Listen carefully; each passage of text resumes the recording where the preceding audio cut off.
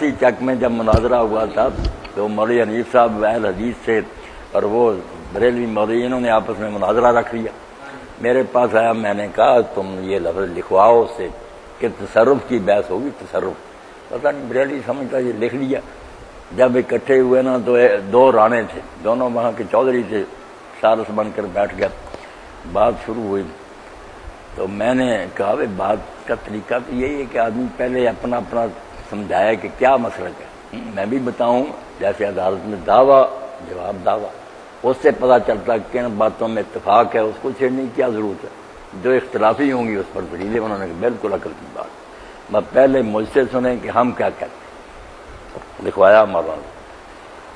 میں نے پھر ریاض بھائی جب بتایا نا کہ نبی زندہ ہے، وہاں دروش ہی پہنچ، اتنی بیان کی کہ وہ عاشق ہو گئے. انہوں نے کہا اللہ وہابی مانتے ہیں.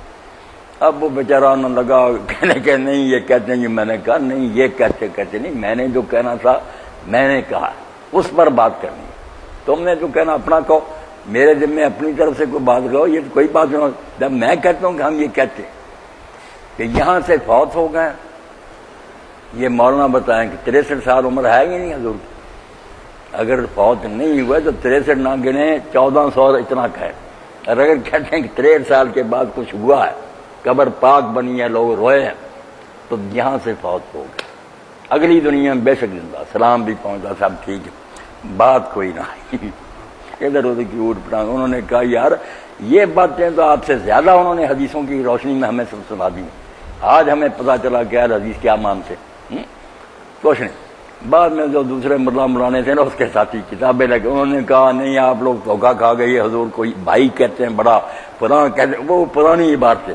میں نے کہا اس بارے میں اپنا شوق پورا کرنا ہوگا تو یہ بحث پھر رکھ لیں، ہم اس پر بھی آپ کو سمجھا دیں گے پوری.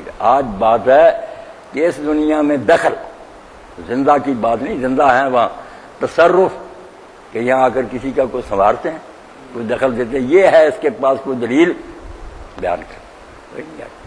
وہ فرانے جو تھے انہوں نے شفیق صاحب انہوں نے کہا تو کوئی کتاباں مار مار کے چھتر تھوڑے سر گنجے کر دیں تو ہی پہنو تباہ کرنا. جب